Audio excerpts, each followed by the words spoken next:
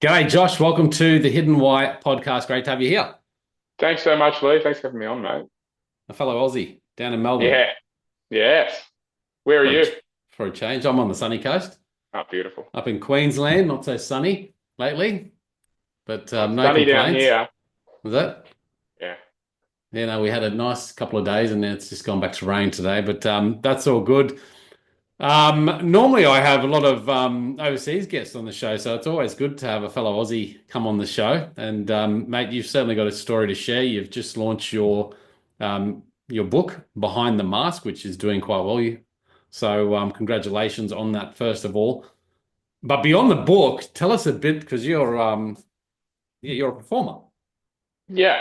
So my career for the last 20, 20 years or so has been in performing arts as a musical theatre performer and classical singer. So I've played major roles, played the Phantom in the Phantom of the Opera, both in Australia and London's West End. Played Jean Valjean, which is the role that Hugh Jackman played in the Les Miserables movie, also in London's West End.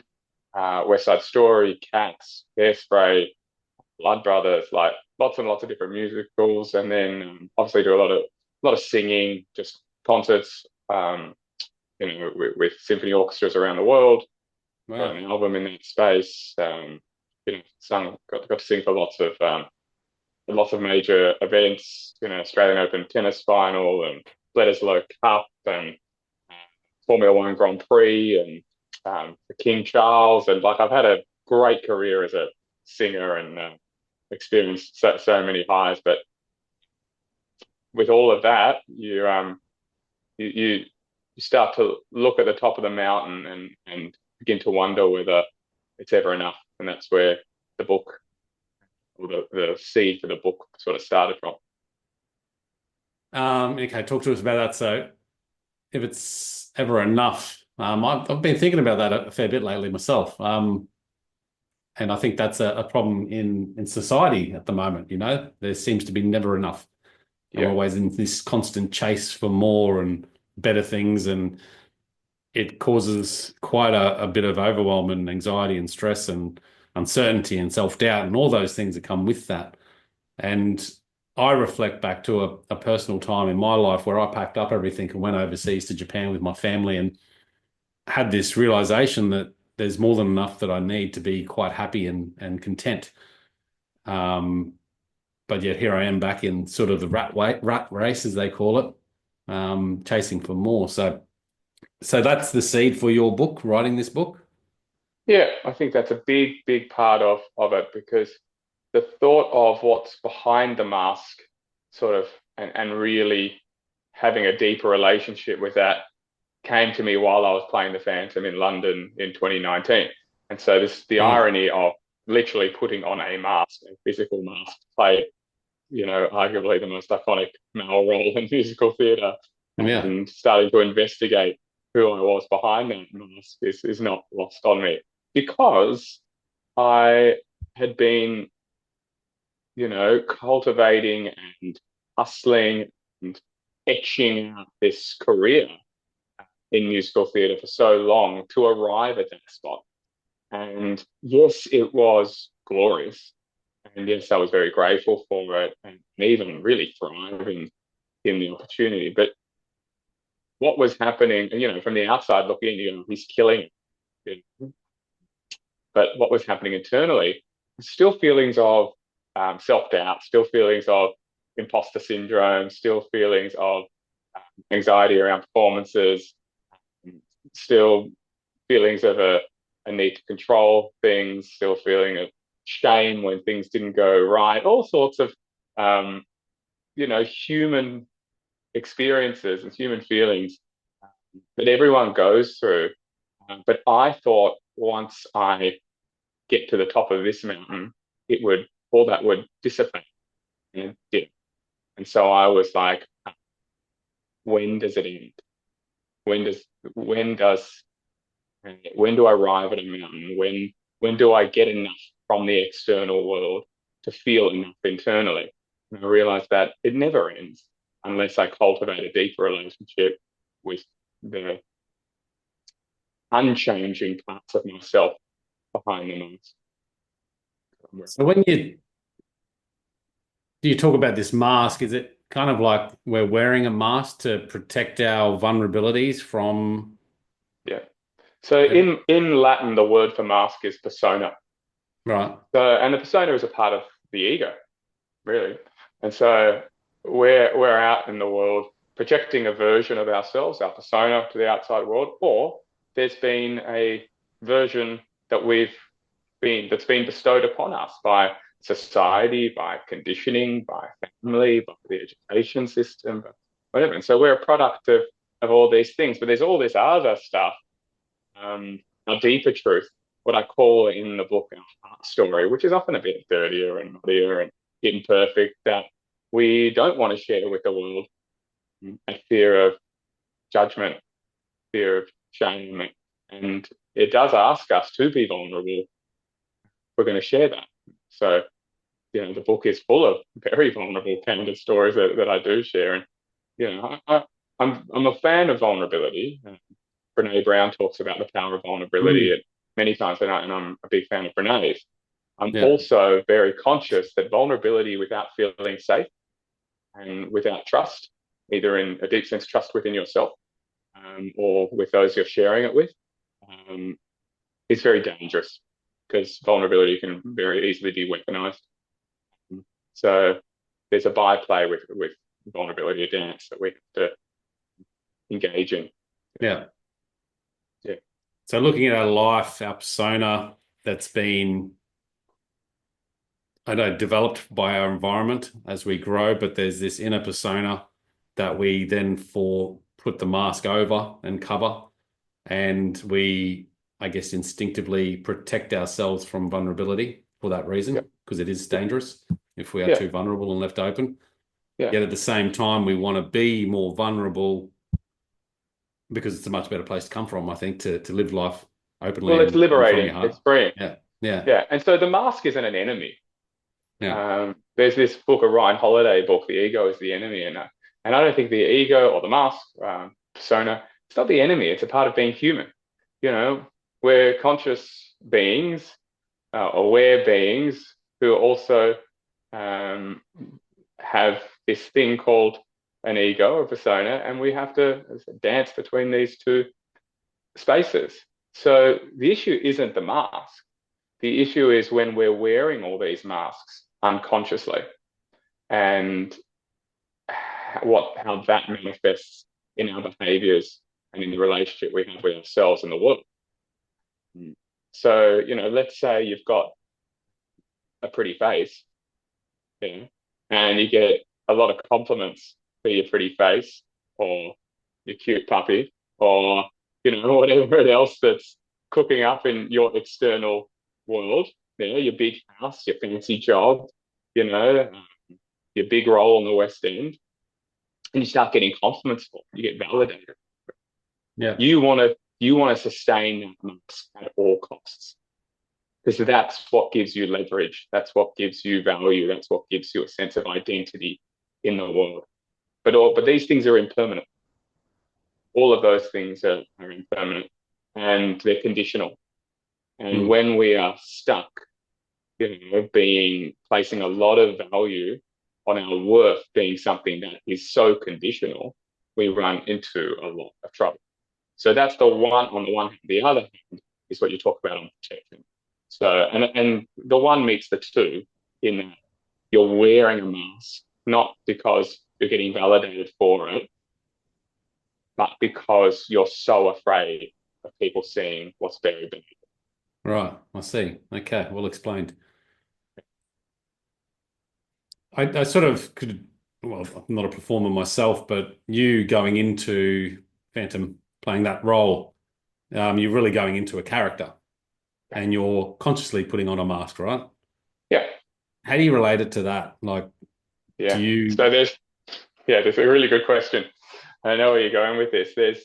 Because actually what happens is you're consciously putting on a mask, very aware that I'm playing a role, but the unconscious in me is playing out within the role, which is always interesting because all I can go to is my bank of experiences as a human being and a soul to imbue the character, right? Right. Right. So I got a great story that where the unconscious plays out into the conscious experience of playing the Phantom. Where about, I don't know, a couple of months into it, I was starting to get really sick, like regularly get run down and sick, and my voice started to go, and I was like, what the hell is going on here? So I saw the ENT, and he scoped my cords. He's like, they all look fine. Saw the crystal around my neck at the time, and he's like, hey, would you be up for something a little bit more esoteric? And I was like, sure. I was up for something a bit esoteric.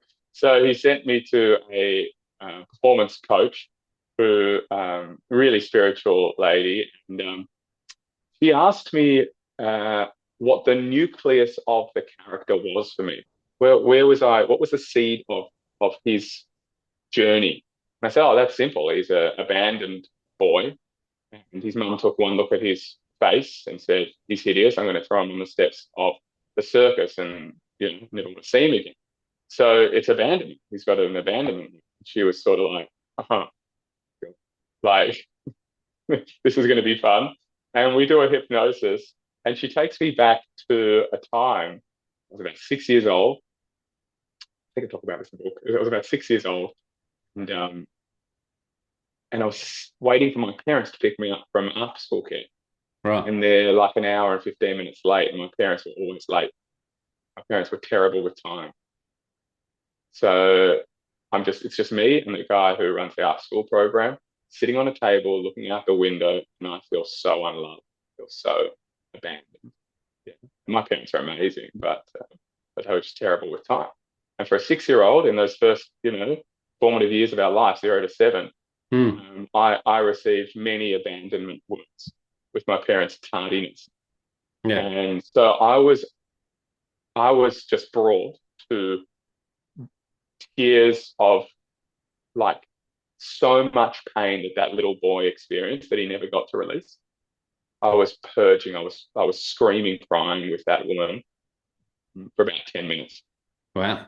So much came out. Never ever again in the 350 odd times I played that role did I feel the level of fatigue, exhaustion, illness, that I was feeling at that moment in time in those early stages. And it was all because the unconscious was playing out night after night after night in a conscious space. What a bizarre connection. Yeah, but so not bizarre Well, because yeah, bizarre. the Bizarre that unconscious you is made it, playing but out for us all the time. yeah. We think we're living in a world of free will, that we get to choose everything that's going on in our lives. But yet, so often, our unconscious is the puppet master pulling the strings on our conscious self. Mm. That's how we're a product of all our belief systems, all our conditionings, and that's all sitting there, all our wounds and traumas, and that's all sitting there buried underneath in the unconscious, and we're out playing in the world. And so, unless we become really aware of Yeah. this, unpack this stuff, unfold to a place that's beyond that stuff, we're constantly in an illusion of free will. That connection there was making you, at the time before it was released, feel a bit ill and lethargic and run down. And then once released, it sort of just changed. Yeah, body keeps the score, right? That Bessel's book, Bessel van der something Dutch. But yeah, the body keeps the score. It's all in there. Interesting. How did you find that changed your performance? It didn't change my capacity to enter into the depths of what I was entering into. Yeah. It just changed the recovery. I just didn't feel so cooked from it. It's Yeah. like, because consciously I could play the scene in the way, I just wasn't, I wasn't playing really dangerous games within a very old wound. Right. Interesting. Yeah. Yeah. Do you find it Unbelievable. works in the reverse, like with when you're playing in character, how that affects your subconscious mind and ultimately outside the character when you go back to real life? Because I have heard of this with particular performers. Yeah, I'm not sure about that. Yeah, I mean, Like if you get so in depth with that character, do you find that yeah, that you get lost in it, and you hear about people like Heath Ledger and Yeah. yeah, yeah. I think that's still playing into how that character meets your own conditioning and your own wounds and your own Yeah. traumas, Yeah. and what's happening in the byplay there, what's happening in the intersection Yes. there. Yeah. Um, It again goes back to that connection there that's not yet released. yeah, yeah, yeah. It's very, very, very interesting. I think I've had a lot of sad cases with a lot of great artists who haven't been able to meet their wounds, Mm. use their art as a vessel to express it, but ultimately can't transcend it or work through it enough. And you look at, I think do we call it the 27 Club or the 28 Club? Yeah. Amy Winehouse and Kurt Cobain and Heath's a part of that, and yeah, it's just deeply sad, really. Interesting age of life to get to that and then go through that. Because I guess everyone's self-discovery and this larger level of awareness comes at different times, right? Hmm. Um, did you find a particular point in your life where you started to really delve into this topic Yeah, of, yeah? yeah. I think it's a crisis, a crucible moment, um, and that's why I ask people in the book to really chase discomfort because it is our opportunity for growth. Hmm. Nothing's suffering will be your best teacher if you want to see it through a lens of learning. And so we can give ourselves little tastes of discomfort, a little taste of crisis in a way. But there's going to be these big crucible moments in our lives, and no one is immune to them. But can we descend consciously in them and learn from them? So for mine, it was divorce at age 30. Yeah. That was huge for me. And when I stopped blaming her and turned the arrow inward and realized Interesting. what I needed to work on, where I was controlling and where I was bullying, when I was a perfectionist and needed things to go my way or my way. She wasn't perfect either. She had her stuff that she needed to work on, but I could only look after what I needed to work on so that I could evolve in future, relationships. So that was huge learning for me. I sort of, I speak a lot to the hero's journey, which I'm sure you know about, Joseph Hmm. Campbell's hero's journey, and we all sort of have that first part of our journeys that is quite narcissistic and self-involved and whatever else, and it's my adventure and where I'm going on this, but you're going to get hit with that ordeal.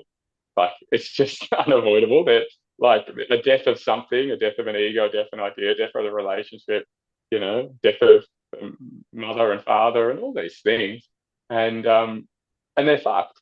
We hate going through them, Hmm. but there's always an elixir. There's always a gift to be found in there, and I think it's Carl Jung who said the gift was always lives buried underneath the wound, and so if we can sort of acknowledge that this is inevitable in our journey, we can be in those muddy, sticky, crunchy, hideous moments with conscious awareness that we're going through it, knowing that we're going to get something wonderful out of this. And so you almost take the toolkit in, like you go, oh, I'm going to go in my magnifying glass, and I'm going to go in with my little um, broom and maybe sweep out some dirt and some mud and some ashes and what else along the way, because it will illuminate something that is a gem, is a bit of wisdom I'm going to get from this. That then I can then take on the next part of my journey, which is ultimately, um, you know, using what I've learned or what we've learned to help others in Hmm. the world. Yeah, and that's yeah, It's a very strong growth mindset. That is yeah, right there. yeah, yeah. And that's why I said, suffering is our best teacher. Yeah. It really is. Yeah. Well, it changes the conscious, subconscious mind, the brain in massive ways that you couldn't even predict. Yeah. But you've got to I turn your mindset from victim mindset to growth mindset. You have to yeah, flick that switch. And yeah. that's got to be a conscious decision. I was just going to say that because some people you find go through massive trauma and they never get out of it, or it takes them years and years to get out, and then other people go through it and they seem to be back on their feet after a short period of time. Yeah. And you might be one of them, but why do you think is that? Is it just because you've innately got this growth mindset that, hey, you know, Yeah, I think you've there got is innate stuff agency? in there. I think there's, yeah, I've got agency. And there's different levels of trauma. Yeah, of What the course. trauma that I've experienced is not what Gabor Maté would say as capital T trauma. Yeah. You know, I haven't been abused physically. I haven't lived in a war zone. I haven't had famine. I haven't suffered um, things that are so hard to get through. And so when I'm saying, yeah, if you can, suffering will be your greatest teacher, I'm not sort of saying, oh yeah, you know, kids being bombed in Israel or Gaza, you can just work through this stuff like that. Like that is capital T, full on trauma. Mm. I'm talking about the suffering of the mind here, the narratives that we play out for ourselves. I had a vocal injury in 2023. It's not going to kill me, but it has changed the way I experience my career because I've had to allow a version of that career to die. Now, that's nothing like sitting at home and watching rockets fly overhead and wondering whether you're going to be killed. But I have had to allow a death of some kind within my career. So that's Mm. more what I'm referring to. That the things that happen to us that maybe aren't so traumatic, they might be life threatening. It might be a cancer or whatever, something like Yeah, that. but even then you can, you hear of stories, and I'm like you, I can't relate to that sort of capital T level trauma, but there's a lot of people and stories that you've heard where they've gone through that massive trauma and come out on the Totally. other side Yep.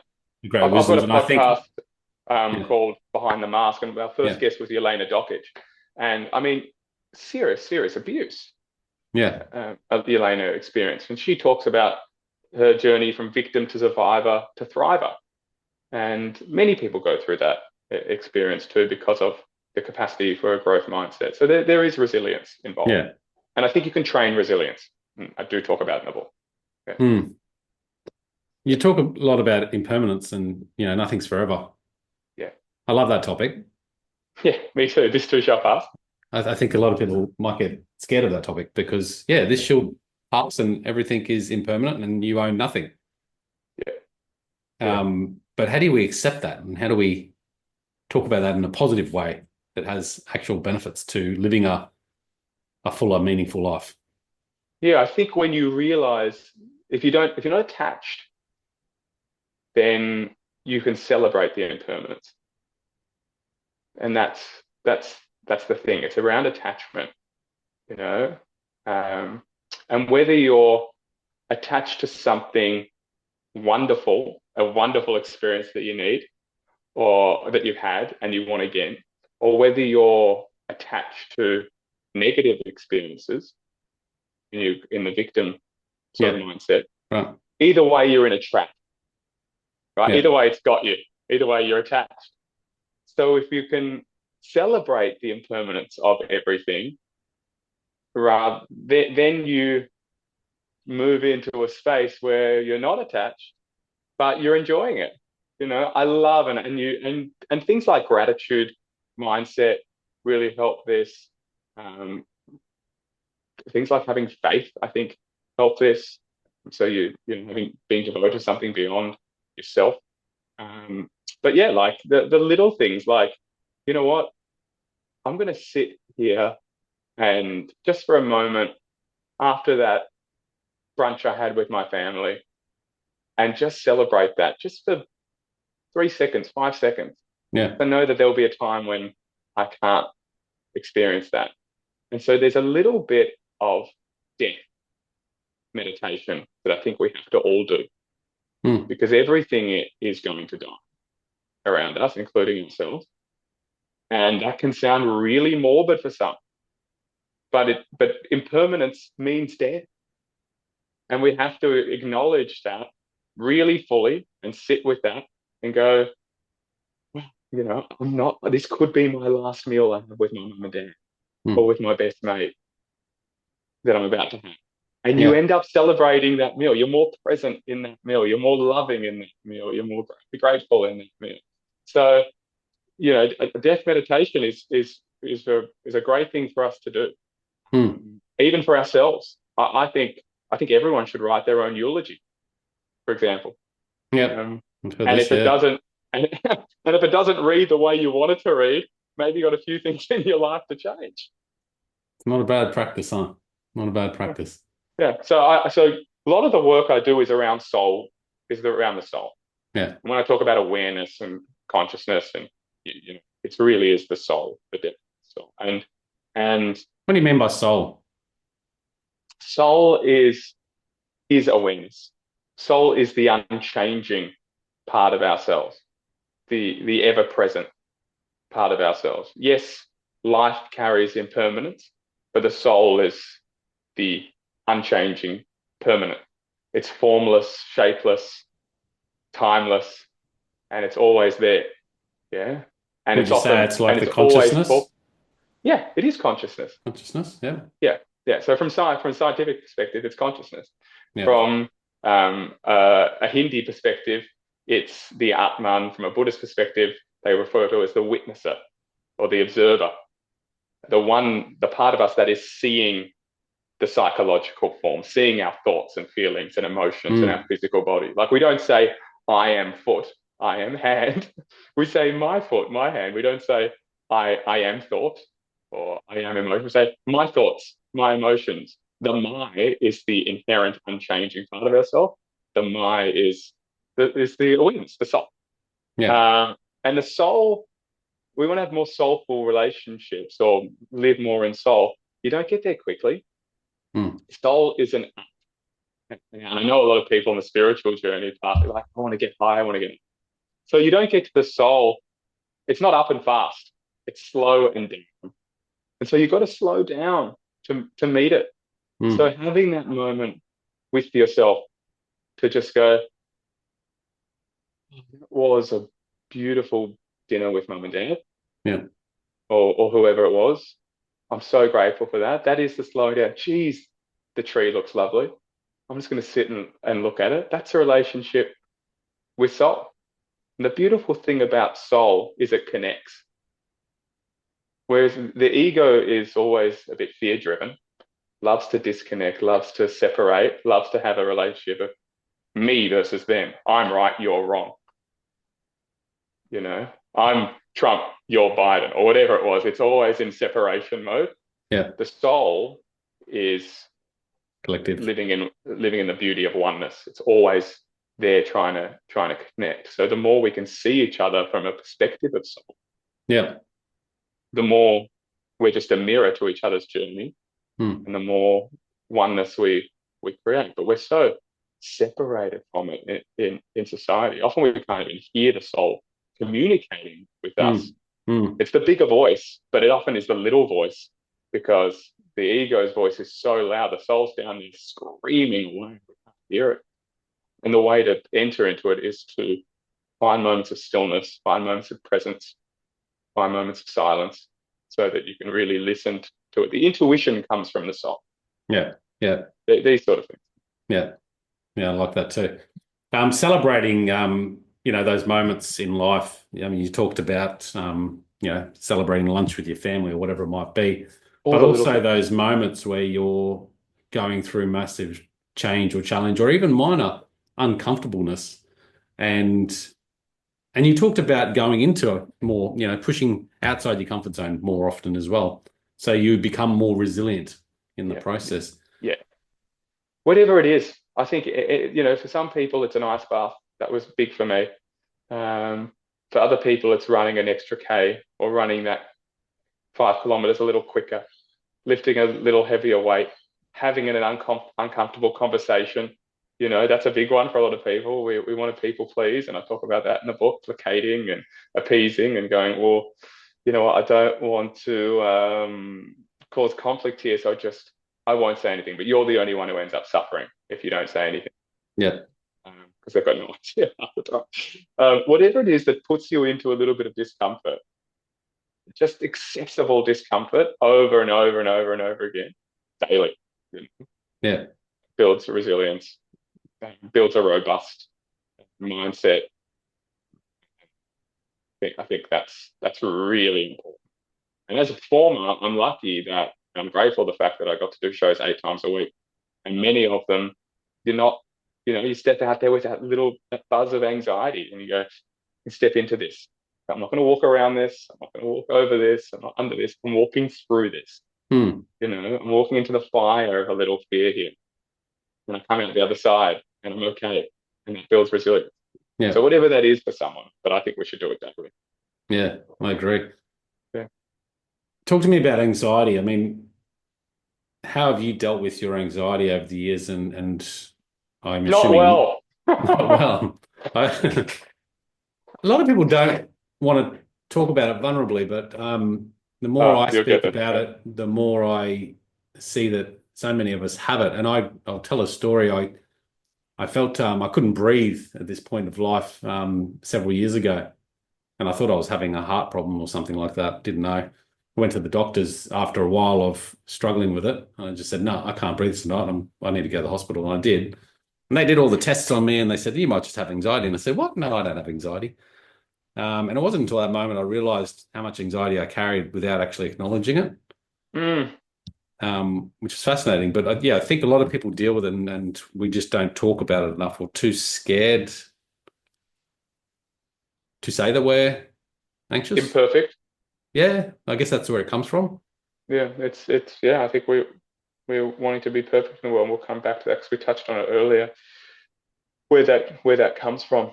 Um, so I sort of see majority of anxiety as being a negative based or fear based projection of the future happening in the present moment. Yeah. And people often go, oh, can you say that again? So Yeah. fear based or negative based projection of the future happening in the present moment.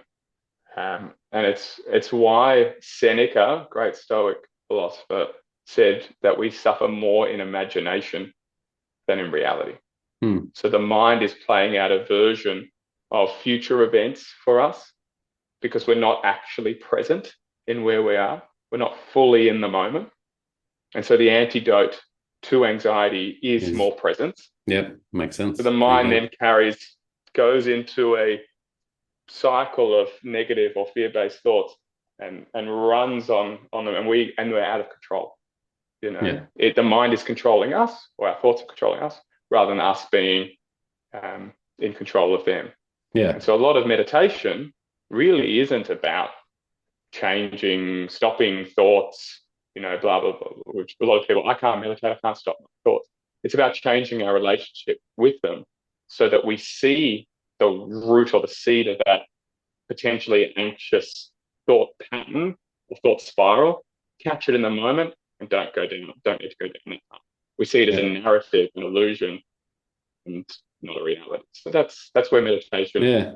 has helped. But God, Well I was a explained. shocker. I was a shocker. My early 20s as a performer, I remember doing West Side Story. I'd sit on the toilet for like 10 minutes beforehand. The relationship between What my was your anxiety? I mean, as a performer, I fear always of think, judgment, fear of yeah, failure, fear of not being perfect, fear of not being right, fear of not the audience not liking me, fear of the other actors not liking me, fear of the producers and the creative team not thinking I'm good, fear of my own sense that I wasn't talented enough and that I was an imposter. Like all of this, all these like just, things. Yeah. I mean, it was like a buffet of options just cycling around my head, you know?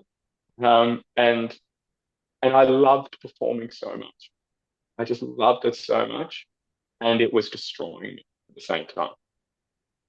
And so I really had to um, start the journey inwards, really. And that really that started happening late 20s, early 30s. Around the time I got divorced, I started meditating. Phantom Right. happened later, and I was I was more I could go out there and perform without that rush at the start, but it'd be more reflective.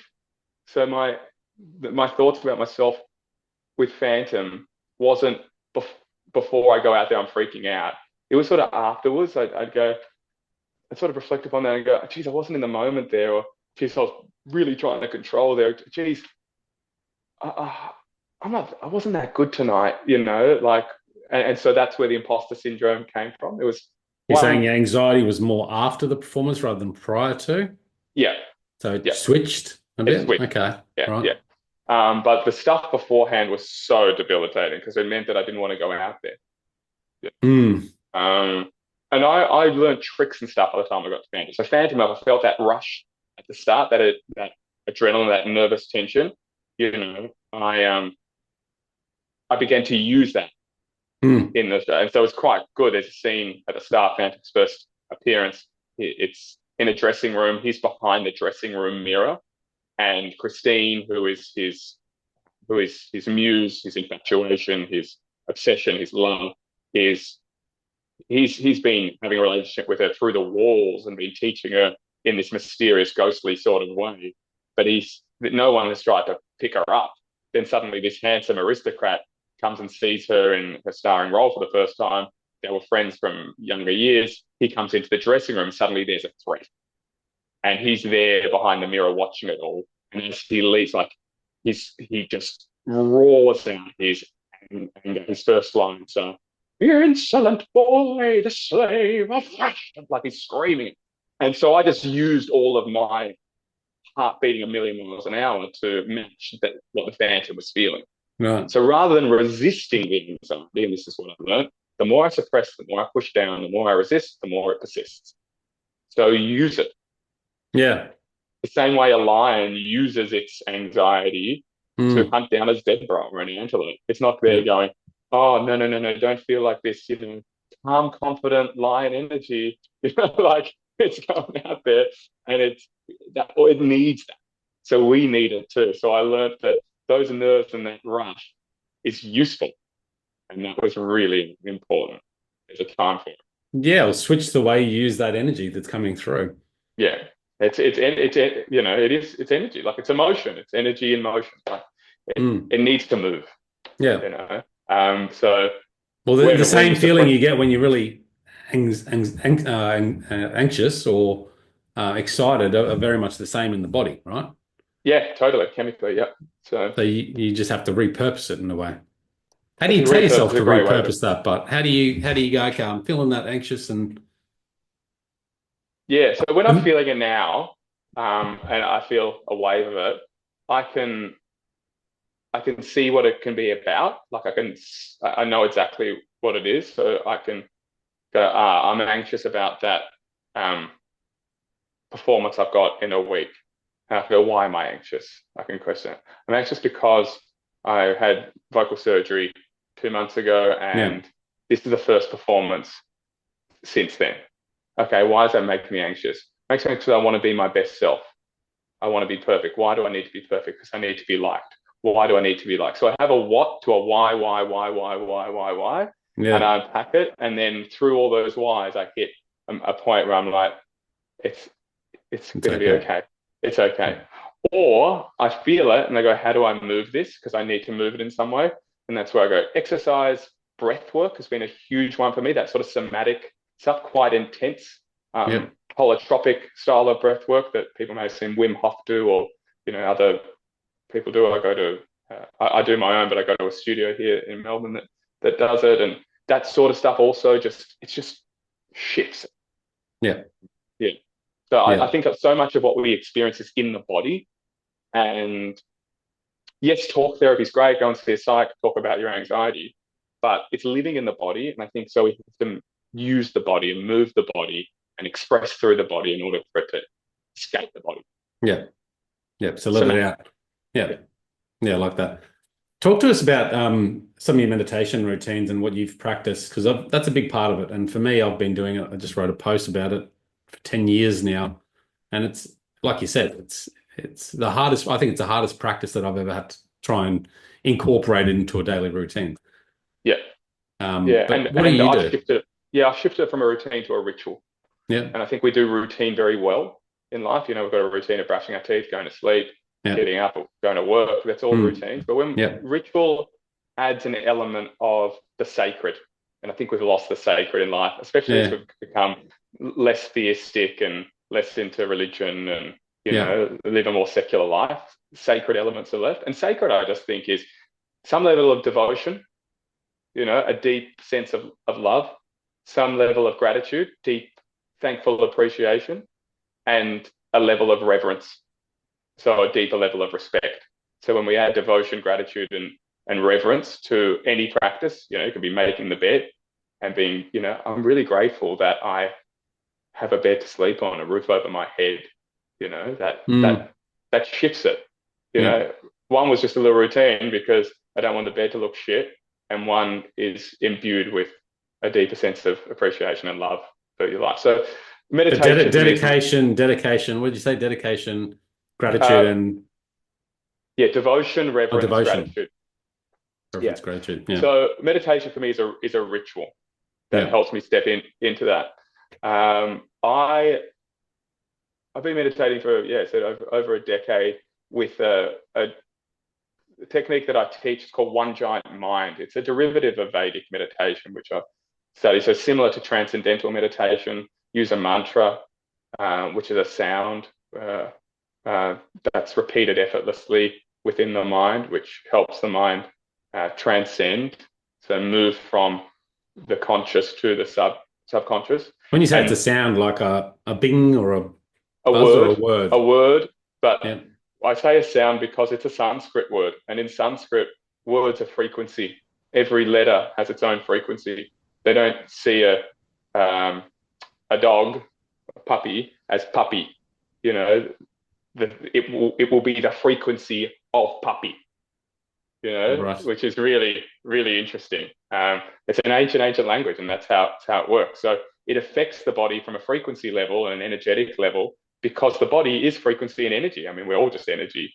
Hmm. That's subatomic particles manifested in form, and so I use that, and that sound helps me to enter into the subconscious. So you have an experience that is almost like um, you're in the bridge between dreaming and awake. You're living in that space, which is very restful, very relaxing, um, and, and it tunes down the nervous system a hell of a Yeah. lot. So that's my baseline. And then I Is that do something you do almost, every morning, like when you get up or at night or? yeah, every morning, sometimes twice a Yeah. day. It's a twice a day, 20-minute practice. And that's Yeah. what I did for a number of years, number of years.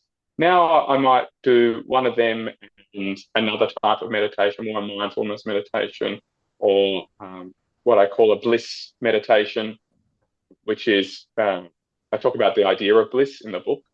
Once again, from a Sanskrit perspective, the word ananda is bliss. We have ananda mites in the body. There are bliss hormones. And we see bliss as a feeling, but it's actually a state.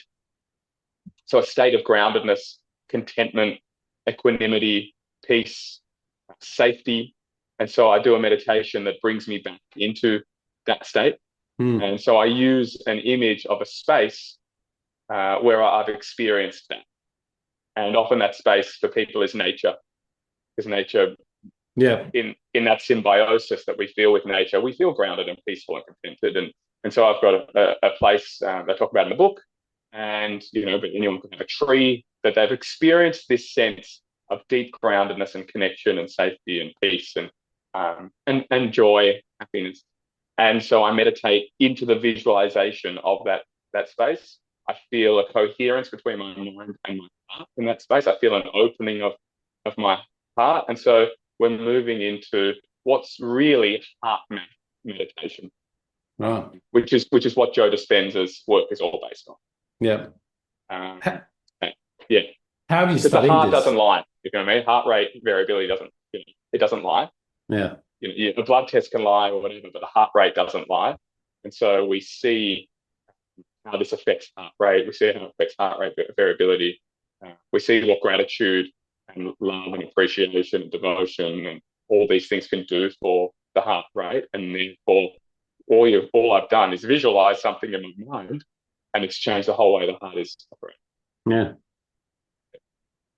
Yeah. There's proof to it all.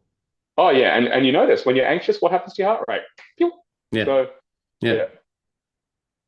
Do you see, I mean, where do you see the world at the moment, and where do you see it heading with this high level of awareness and consciousness that's being talked about more and more nowadays? But I think there's two sides to it, but I'd love your thoughts.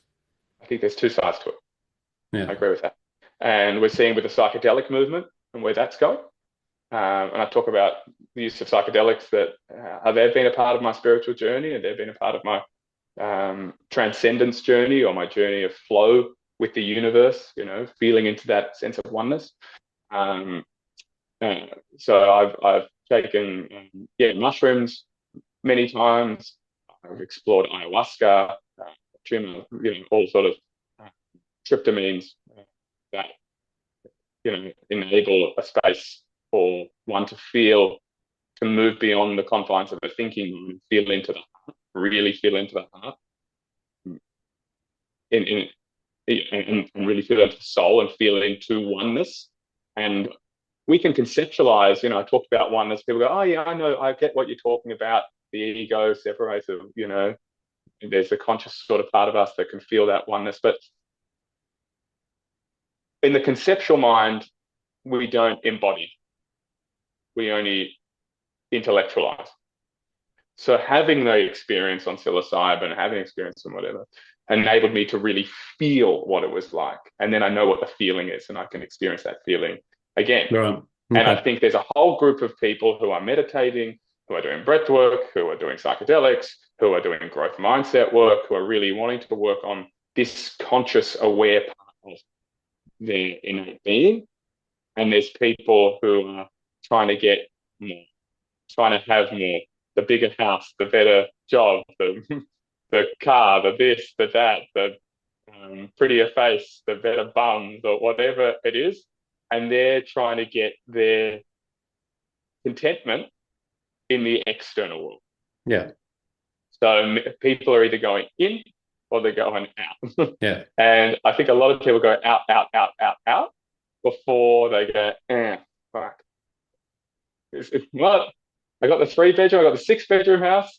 I got I got the best job in the world. I'm famous. I got 500,000 Instagram followers. Nothing's changed. I got to go in, So That's the do have be model, right?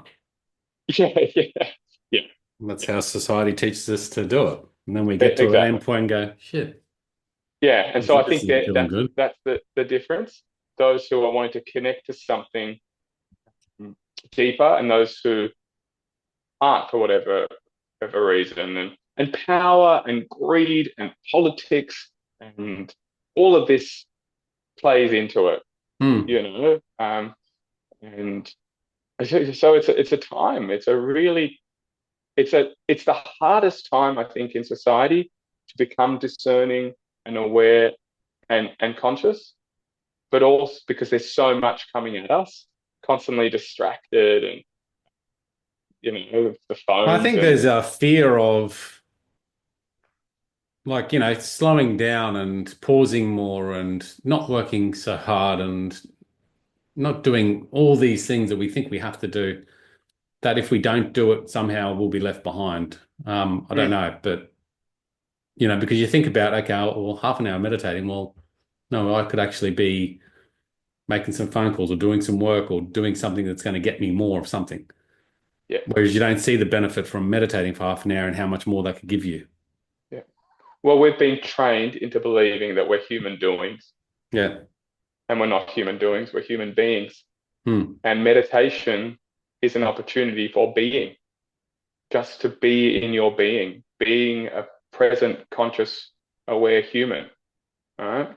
And when we come from that place, we imbue all our doing with a deeper sense of self, a greater sense of love, a greater sense of respect and reverence and devotion and gratitude and compassion and passion and purpose and bliss and all these wonderful things. The other version, the human doing, is often driven by fear. And Yeah. so it's beyond my pay grade, but I do think that um, our existence is generally a derivative of either love or fear. Love comes from the soul, love comes from being. Fear generally comes from doing, Yeah. needing to do, scarcity, not enoughness, lack. There's some nice thoughts to leave everyone with. Yeah, Um, yeah, I love it. I love it. Thank you, Josh, for coming on today and chatting with me. No worries at all, mate. We got through so much there. We could I, probably talk for hours, mate. I think we Yeah. probably could. We'll have to do round Yeah. two, round two Yeah, mate. sometimes. What's your puppy's name? This is Ziggy. This is She is divine little angel. She's 8 weeks old. And yeah, I didn't think I could Ziggy. like talking about love. Sometimes you didn't think you had a little another inch of love in your heart, but I think I've got an MCG sized amount more for It's this one. funny you say that. I just got a dog. I was snoozing Really? before. I don't know where he's gone. But yeah. No, little Staffy, rescue dog, beautiful dog. Ah, good on you. So they're a bit of joy to have in life. Oh, they are. They're just amazing. Yeah, they're just amazing. Mate, how can people best connect with you? Um, Through my social media, probably at Yeah, Josh Piterman, just one T and one N in Piterman. You can follow on with anything related to the book and some of these deeper discussions there or on the podcast channel, which is at Go Behind the Mask, either on YouTube or on Instagram. yeah. Um, and um, and this little one got an Instagram page, so you can follow her at Ziggy Cavoodle 2025. I'm selling you out. You didn't give me permission, but you're Cavoodle. getting started. You're going to be an influencer, babe. You're going to get everything from the external world. For those of you listening, check out our YouTube channel. You can see our live chat there as well. So, Josh, thank you so much, brother, for coming on. Good to chat with Cheers, you. mate. Could do it again, and I hope we do. Yeah, me too, mate. Me too. Thanks for listening, everyone. Check Thanks it for out having at me on. thehiddenwhy.com. Until next time, peace, passion, and purpose. See you soon.